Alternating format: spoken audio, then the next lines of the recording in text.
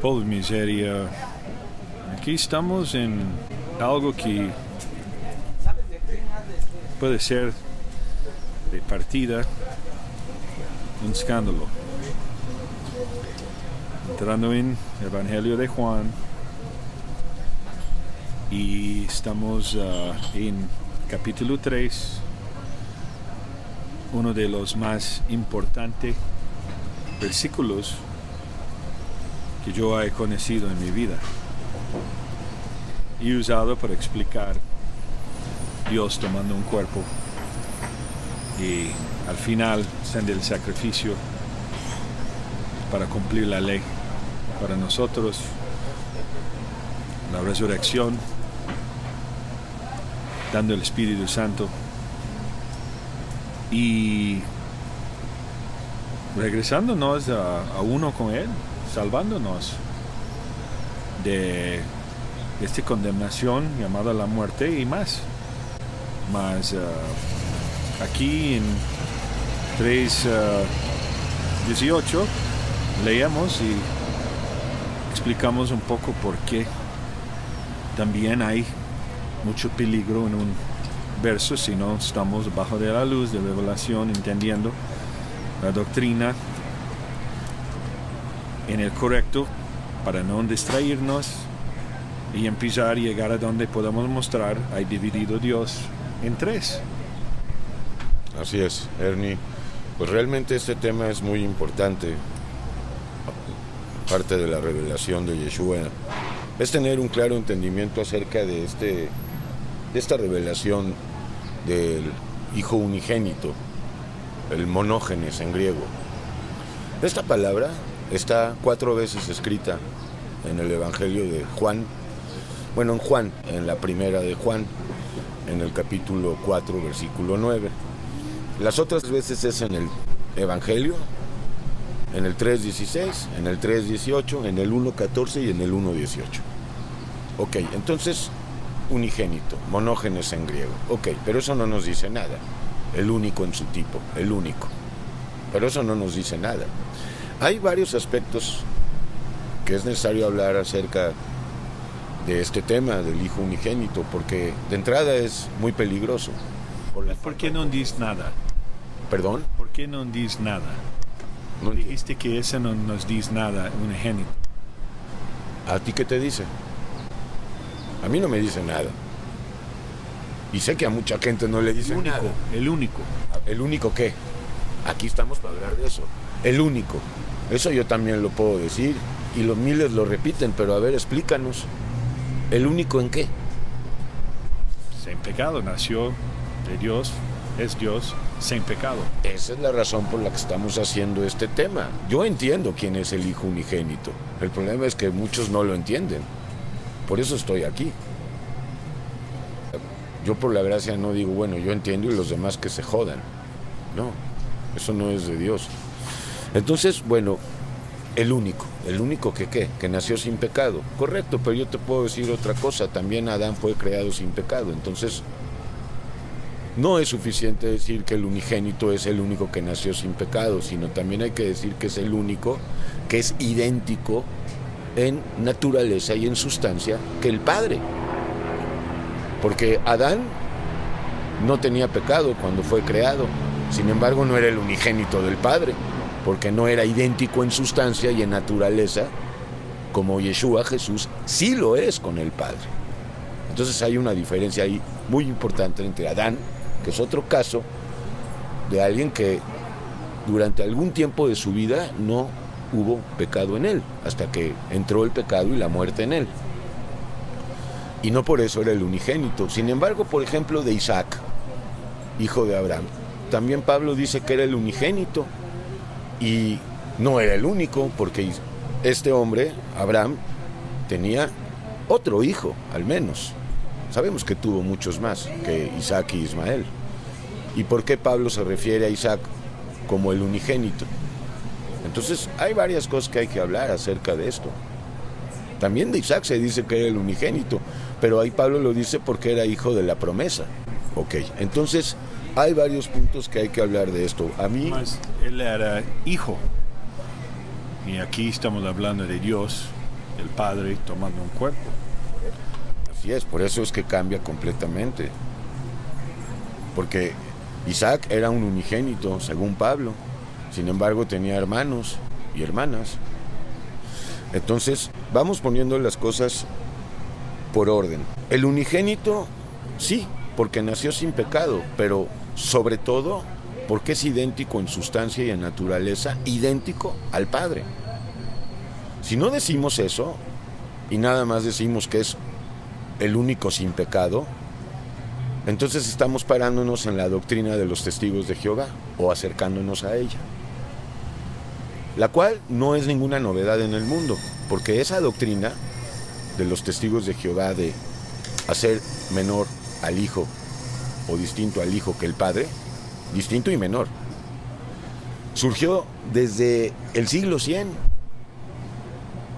con el nombre hoy conocido de arrianismo, fundada por un individuo que se llamaba Arrio, el cual decía lo que hoy dicen estas personas que están engañadas, sinceramente engañadas,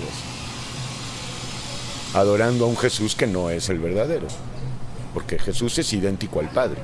No pongan Jesús como hermano de Lucifer. Sí, bueno, ese es otro tema, gravísimo, pero ahorita no es el tema. Y este también nos lleva, hijo, la Trinidad, the Trinity. Así es, por eso es que es muy peligroso. Los testigos de Jehová, los trinitarios, se basan mucho en estos versículos de Juan, aunque también se agarran, por ejemplo, de aquella ocasión en que Yeshua dijo, el día y la hora nadie la sabe sino el Padre. Es otra de las favoritas para decir que también en Colosenses, cuando dice que Yeshua es el primogénito de toda creación, ellos descontextualizan, no leen todo el capítulo y dicen, no, pues Jesucristo es la primera creación, es el unigénito. Entonces, esto es peligroso. Todos nosotros vamos a ser idénticos a Él. Exactamente. Este término es peligroso. Y este término es también escandaloso para la mentalidad judía. Y ese es otro punto que quiero abordar. Porque un judío no puede entender tan fácilmente esto del Hijo unigénito, el cual nosotros estamos hoy diciendo que el Hijo unigénito no solamente es unigénito, el único, porque nació sin pecado, sino sobre todo porque es idéntico que el Padre en naturaleza y en sustancia. Y también otra cosa, es el único que nació de Dios y de una mujer, o de Dios con una mujer, por medio del Espíritu Santo. Eso también lo hace unigénito, porque no hay otro que haya nacido así. Adán ni siquiera nació, fue creado del polvo, de los elementos, y Dios insufló aliento de vida en él y dio espíritu. Entonces, este punto del Hijo unigénito es escandaloso para los judíos, porque ellos no entienden, porque tienen el velo, que sencillamente este Hijo unigénito es Dios manifestado en carne, sencilla y básicamente hablando. Y escrituras tenemos muchas. Para empezar, Isaías 7:14, Isaías 9:6-7, Miqueas 5:2, también en Malaquías 3, y bueno, en sombra y figura y en profecía. No terminaríamos ahorita de ofrecer escrituras bíblicas, Génesis 3:15, de que este Hijo unigénito que Juan le llama unigénito, el Hijo monógenes, a este Jesús, no es menor que el Padre, no es inferior al Padre, no es un producto del Padre, no es una creación del Padre. Yeshua es el único engendrado por el Padre directamente, en una mujer, por medio del Espíritu Santo. Y bueno, pues habiendo dicho esto, pues básicamente se ha dicho todo. Resumen. Esta palabra, Hijo unigénito, solo aparece en Juan 5 ocasiones. 4 en el Evangelio, una en Primera de Juan, 4:9. Primera aclaración, no es menor que el Padre, es idéntico al Padre, es Dios manifestado en carne. Es ese niño que nos ha sido dado, que nació, es Emmanuel, Si se llega a pensar que el unigénito es menor que el Padre, eso ya es arrianismo o hoy Watchtower, Testigos de Jehová. Y más. Y Trinidad, Y trinitarismo. la Trinidad siempre se va antes para entender Dios en vez de uno. Así es. Y aquí Entonces, uno. el principio es Shema Israel, Adonai Echad, punto. Adonai Eloheinu, Adonai Echad. O sea, Dios es uno. Claro que dicen, bueno, entonces, y el Hijo y el Espíritu Santo son uno. Son tres ministerios de un solo Dios. Sencillo. Pero es uno. Y la prueba de que es uno es que todos aquellos y aquellas que han vuelto a Él arrepentidos, les da unidad con Él y viven vidas de unidad. No son casas divididas ya, no son casas fragmentadas, no son reinos divididos, no pertenecen al reino dividido de Satanás. Y la otra conclusión es, o llamado es para la mentalidad judía. Porque un judío inmediatamente va a decir, bueno, pues es el único, sí, pero no por eso es igual al Padre. Y aquí estamos diciendo eso. Es el único porque es el único idéntico al Padre en naturaleza, en sustancia y en eternidad o en coeternidad. Él se despojó de sí mismo temporalmente. Esto lo dice también el Salmo 8. Temporalmente se hizo hombre, tomó un cuerpo para poder, como tú dijiste en el intro, cumplir la ley por nosotros, absolvernos de todas las culpas, vencer al diablo y darnos el Espíritu Santo para poder hoy, viviendo en juicio, por gracia, en la victoria de Yeshua. Gracias al Hijo unigénito, que es Dios hecho carne. No es el que los testigos de Jehová proponen.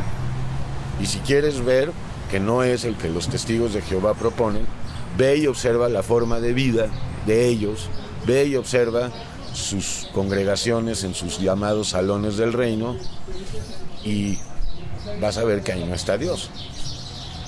Ahí solo hay nicolaísmo, balamismo y jezabelismo y de ahí no pasa. Es el macroengaño de las religiones. Y esta ni siquiera pertenece al cristianismo.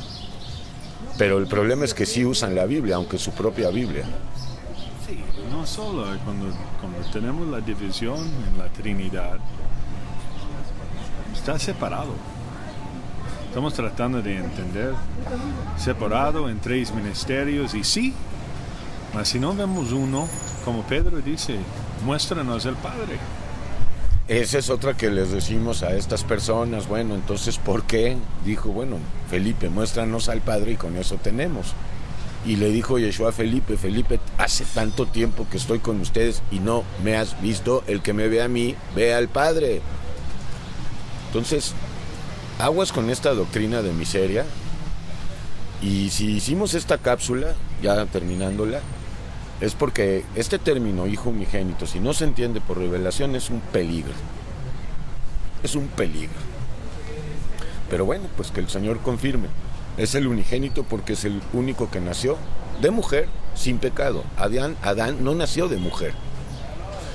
Pero además, Adán no era idéntico en naturaleza al Padre. Él sí fue el primer hombre creado. Yeshua no, Yeshua fue engendrado. Quizás también haya que hablar esto, la diferencia entre ser creado y entre ser engendrado, porque es totalmente distinto. Yeshua no fue creado, fue engendrado por el Espíritu Santo en el vientre de una mujer llamada María o Miriam, la cual después dejó de ser virgen. Esto no le va a gustar a los católicos. Pero bueno, amamos a los católicos, pero deben de saber que la única virgen, sin arruga y sin mancha, no es María, sino la Iglesia. Ernie, te amo mucho, Dios bendiga. Oh, miseria.